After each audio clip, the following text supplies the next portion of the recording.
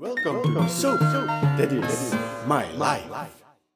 Bear with me, as we're gonna explore some theories about the cause of the Mandela Effect that involve us being dead.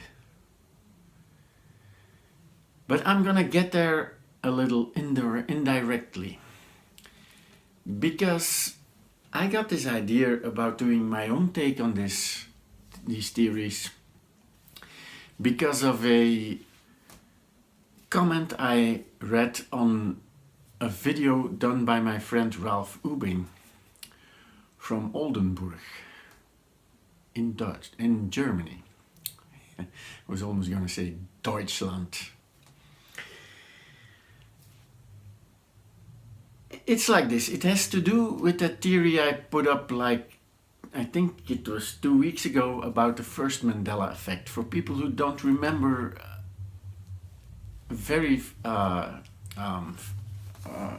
rapidly gonna explain it. There is the Great Expansion Theory, better known as the Big Bang Theory, not the series on TV, of course. The problem with that was, well, let me explain. I got to the beginning of the universe and linking it with the Mandela Effect through some stories I heard about the oral history of American native tribes and native tribes around the world. Basically to a woman called Lindsay at the international chat at Dr. Lupo's. And I wanted to connect it because I thought, well, this might be going on from the beginning of time. And in the Big Bang Theory, there is a great expansion. And the problem with that expansion is that normally you would have the same amount of matter and antimatter, and they would have annihilated each other. And science has difficulty explaining the imbalance in matter and antimatter, and I said it was the first Mandela Effect. Now, this has some big repercussions, because this means that possibly life, which we have some theories about the origin of life, might also have been affected by, or the existence of it, or the origin of it might also have been affected by the Mandela Effect. As is evolution, it might also have been affected by the Mandela Effect. Those mutations, you might want to look at them in a different light, if this theory is correct, of course, because this is what it is, a theory.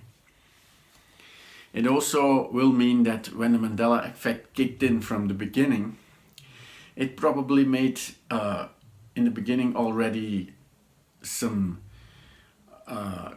different realities, as in our reality, matter has the upper hand. Maybe in another reality, antimatter had the upper hand, and maybe in some reality the Mandela Effect never kicked in, and it's a void. But that also means that the Mandela Effect, which might probably be a tool of some sort of almighty, or part of almighty force, call it God, call it Allah, call it Nirvana, call it what you will. But it probably created like an infinite amount of realities. Some in which we live, some in which other beings live, some in which have aliens, some which don't. Maybe some of these, because of the Mandela Effect, are like a simulation or a hologram. Maybe others are with our solar system, or even our Earth, in the center of the universe, maybe even a flat Earth. There are billions of options here, infinite amount of options. We're not going to go into that, but when I was watching that video of Ralph, and then the subsequent video after it, a woman had done a comment on that first video that said that the Celts believed that when they die, they will go to some sort of mirror world. I looked it up. They called it in Welsh and in Scottish mythology, they call it the other world, which is basically the same except for some details, for some differences, which makes me believe that the Celts actually experienced the Mandela effect and gave their own spin or their own theory to it. But what if that theory is true? Because there is a lot of talk going around the internet about us having died, and some say because we died we actually see the differences. Maybe when we are born and with every decision we make, our consciousness splits up. Now, Dr. Terran Lupo has talked about it. He says you have like a dominant consciousness and it splits up in recessive consciousnesses. And it's gonna test out what if I marry that woman, or what if I don't take this job but that job. And in the end, when people die on that world, that piece of consciousness comes back to the dominant consciousness, and in the end everything will come together, and all the knowledge that has been gathered will be used to learn from it. It's a pretty nice theory, and maybe that's what happened.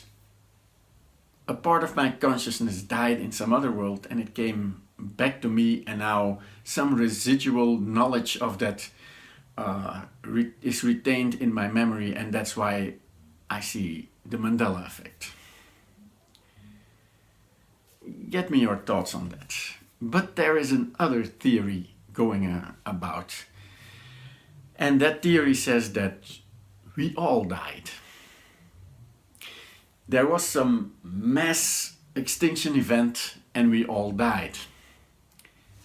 And we all got transported to another reality, and some of us retain memories from that reality. In that same prospect of the mass extinction event, there is a story on YouTube and on the internet that an anonymous scientist put up, I think it was on 4chan, that actually the extinction event had to do with the Fukushima disaster in Japan, the radiation and stuff, and that there were like 12 survivors which were all scientists, and they kind of got the opportunity to go back in time and to make changes in time so we would survive. So they would put like geographical or at least geological masses, like the South America, for instance, closer to Africa, to open up more space in the ocean so the radiation could be absorbed better, and our organs would be in different places so we could be better protected against stuff and so on. Now the problem I get with that last theory is the fact that the scientist is anonymous, so it could basically be anybody telling anything just to keep the masses happy, so to speak. On the other side, because it's anonymous, he can't gain any financial credit for it or any other credit for it. So that might make it actually more believable. So what do you think about this? Leave some comments, and if you like the vid, you can put a like on it. Subscribe if you haven't yet to see more, and I hope, from my reality to yours, I hope I will see you again. Bye.